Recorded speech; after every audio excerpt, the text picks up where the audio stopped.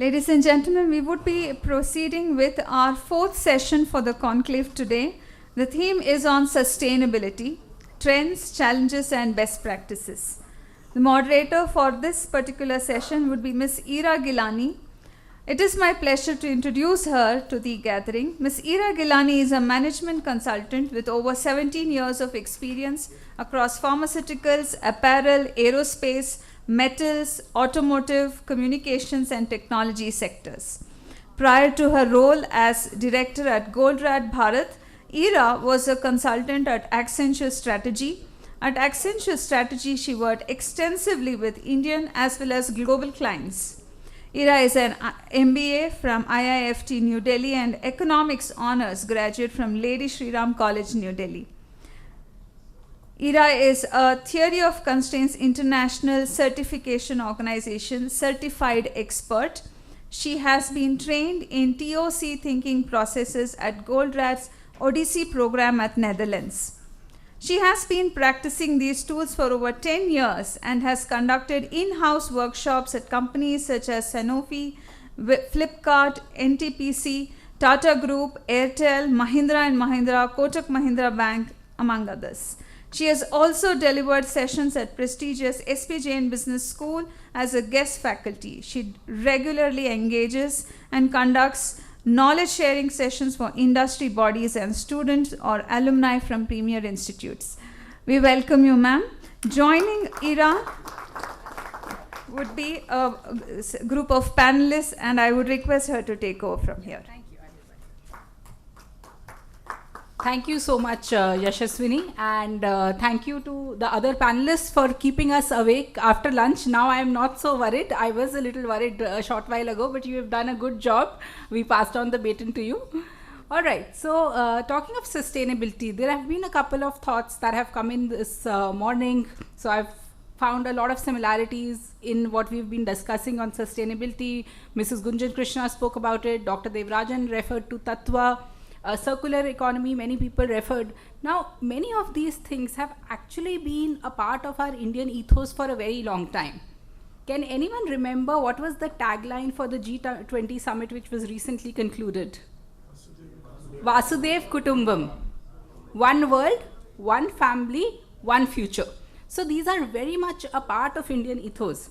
Of course, it is a different thing that it took a group of billionaires to fly to Switzerland in their private jets to wake up all of us. I am referring to the World Economic Forum at Davos, where billionaires fly in private jets and talk about climate change. But all these things have been there in India. I'm not going to spend a lot of time to talk about the sustainability practices, challenges. We have some experts who will be talking about that. But what I do want to talk about is the fact that we have the framework, we have the practices, we have the policy. But like Dr. Devarajan said in the morning, the time is now. Now they have to be implemented. We cannot hide behind lack of clarity, lack of infrastructure. There is no such problem. And we do realize that there are a lot of MSME here, and you all may be facing some challenges. And this is where BCIC, as a body, would like to support you. We have experts from companies such as ABB and Bosch who will be sharing the best practices. And if any of you need further support, they will be very happy to help you. Divya was there from Schneider. She can also help you. One of the things that many of these companies are very, very clear about, Divya also mentioned it in her talk, is that when these MNCs are sourcing from India, they want to make sure sustainable practices are used. So it is a business imperative. It is not a luxury any longer. So we have some great experts. They will be throwing light on a variety of areas. Somebody is actually going to bring in the consumer angle, which is very exciting. How do you transform the consumer to a contributor? So we have a very, very good panel, and we are running a little short of time, so we are going to go a little fast. So without further ado, I'm going to invite Mr. Ravi Kiran, our first speaker.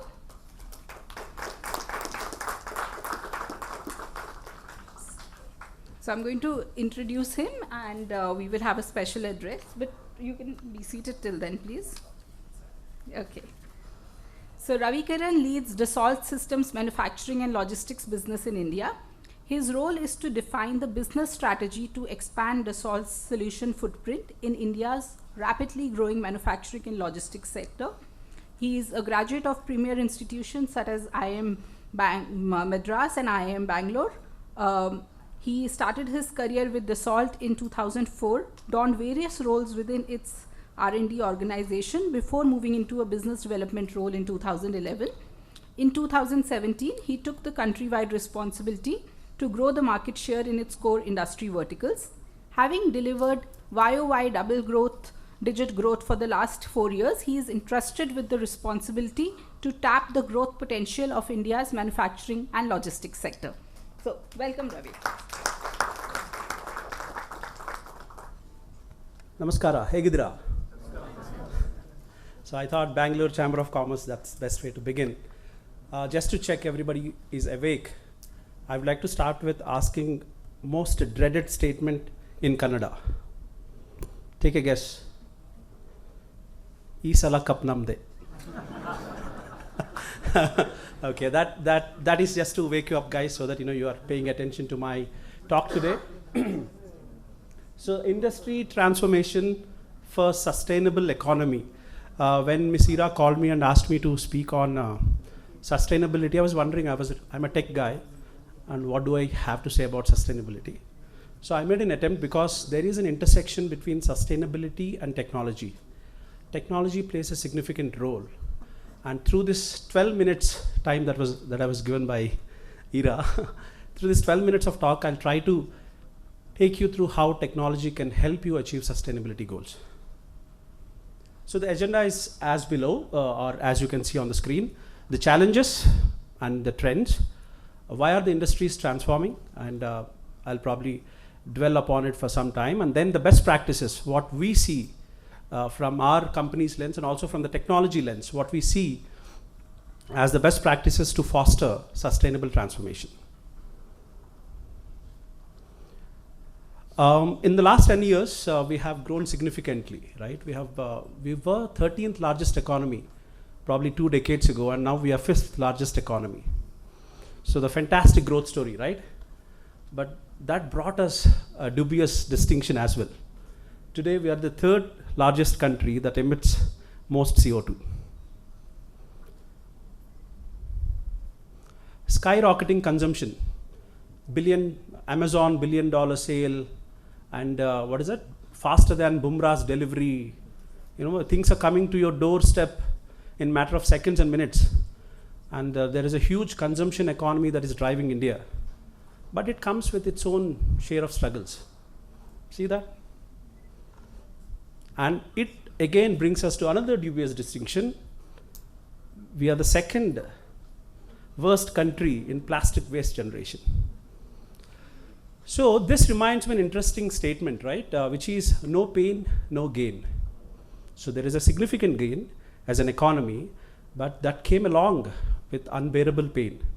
A pain that probably we would not feel, but a pain that probably we would end up inflicting on the next generation, our kids.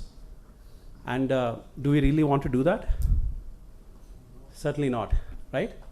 So that's what made many policymakers and thought leaders to think about, and they have been thinking. There are so many new initiatives that are coming up.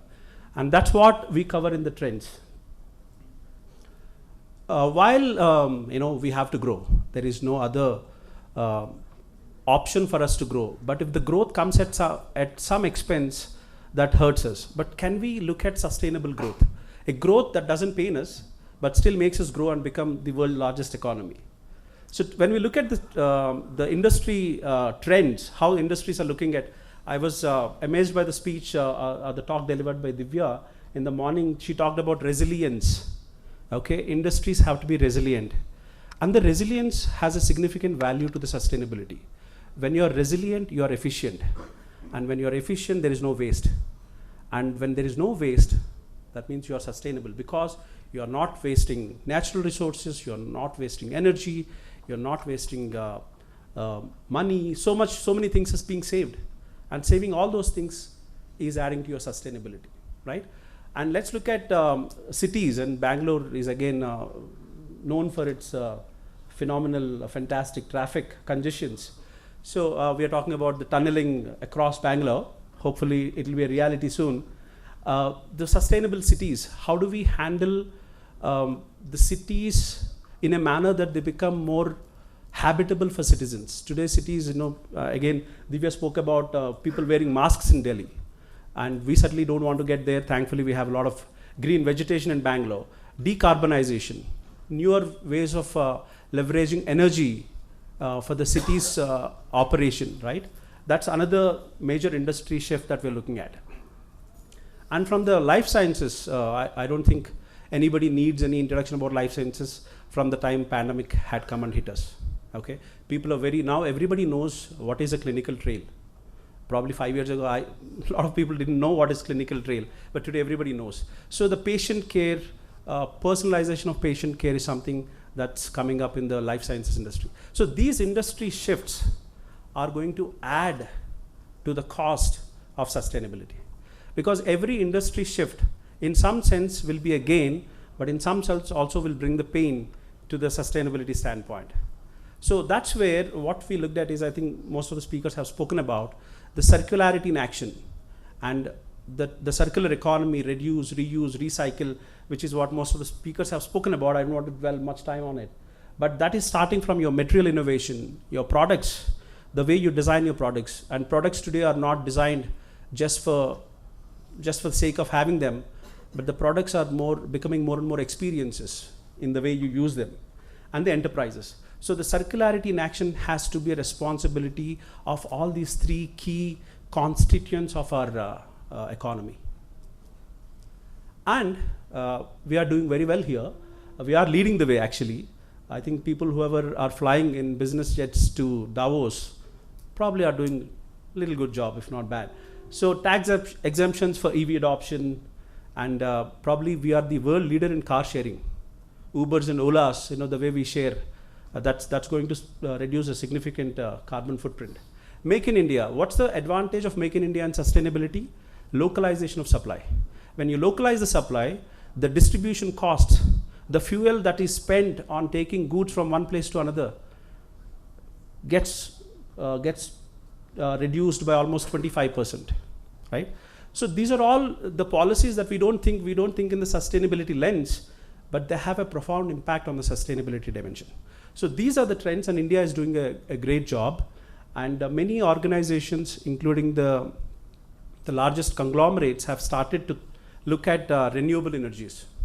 Today, the who is who of Indian industry, be it Reliance, Adani, they're investing heavily on solar, wind, hydrogen, and many new renewable sources of energy. So that said, so we looked at the challenges. India is growing, but that growth is bringing its own share of challenges, purely from the sustainability standpoint, and there are new trends that are evolving and that are putting further strain on the sustainability, unfortunately. So it is the time that we have to act. The time to act is now, as Ira said it. And I was reading an interesting article authored by Ernst & Young, and I like this framework a lot. So for India's net zero path, there are 5 levers that they've identified. And while all the levers are very important, no doubt about it, each of them is in its own is a significant contributor to that net zero path. Coming from the technology background and technology company, I would like to emphasize on how we can harness technology in achieving these sustainability goals. So I thought about it when I came here. I thought, okay, a lot of MBA graduates come with 3 Ps and 4 Cs framework. So I thought about it, so why not we bring a 3P framework, right? So a technology-enabled framework for sustainable growth, focusing on 3 Ps: people, planet, and profit.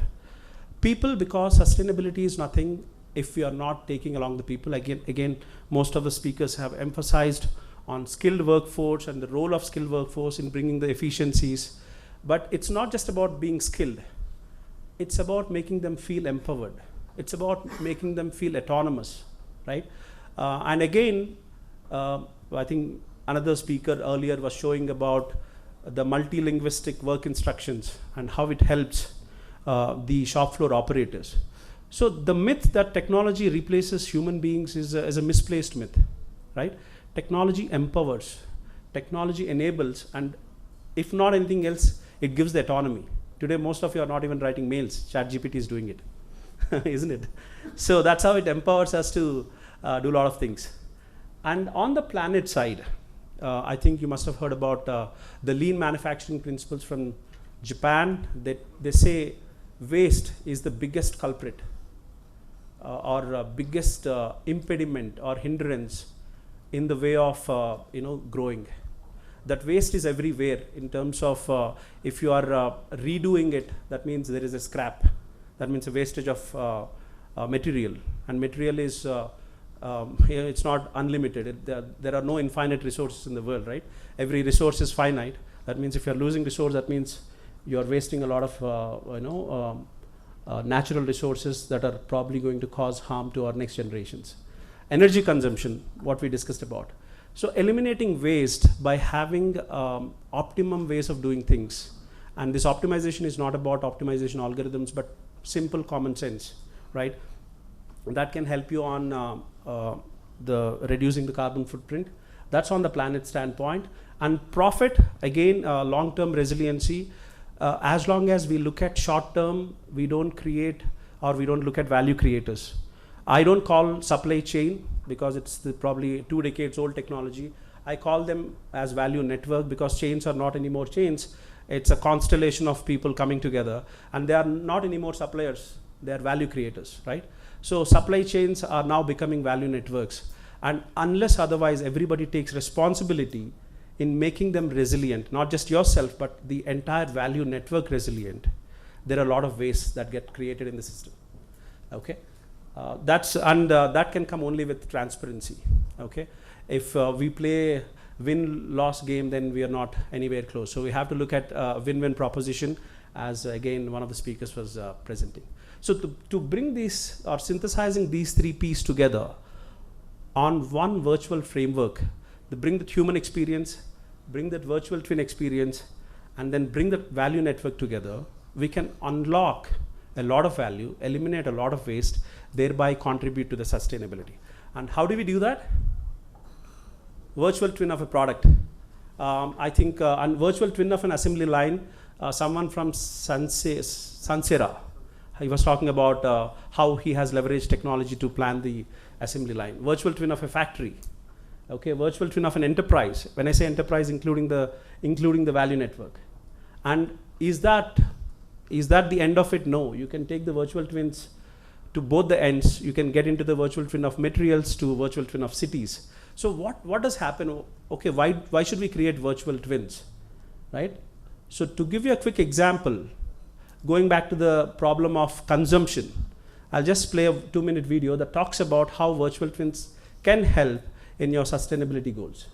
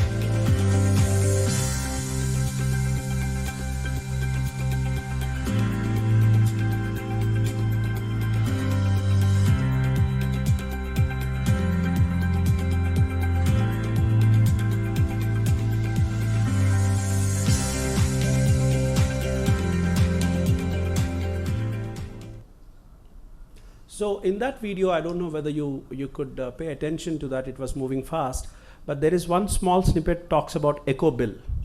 That means every time you're creating a package, it talks about what is the ecological footprint that particular packaging is creating, right? So when everybody designs with that consciousness, imagine the kind of world that we can create. And specifically in Indian context where packaging is becoming a mess, right? This is going to add a lot of value from the sustainability standpoint. So with that, the potential, the sustainability impact, if we quantify the value of virtual twins, from the city standpoint, you can reduce the energy consumption by 30%, as you can see it here, in terms of bringing new building materials, validating those materials before you take that into construction site. Packaged goods, we just saw a video which talks about eco-bill, right? And then transportation and mobility, we are working very closely with many of these leaders in the market, where we are trying to cut down the market to time, and thereby also new ways of leveraging this hydrogen mobility or alternative fuels like lithium-ion batteries and all of that. So contributing to that design in the virtual world before you take it to the real world.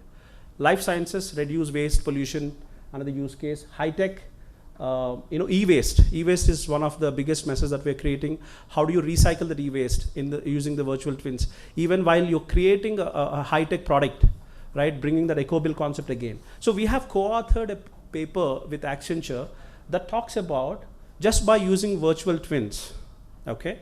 The economic value that we can create is almost $1.3 trillion. And this use case is taking into consideration a certain number of packages, certain number of products. We did not even take to the whole value. And the reductions in terms of emissions is 7.5 gigaton, right? So virtual twins are a great way of contributing to the sustainable economy. So the time to act for a more sustainable future is now, as everyone said, by leveraging the possibilities of virtual twin experiences. Thank you very much.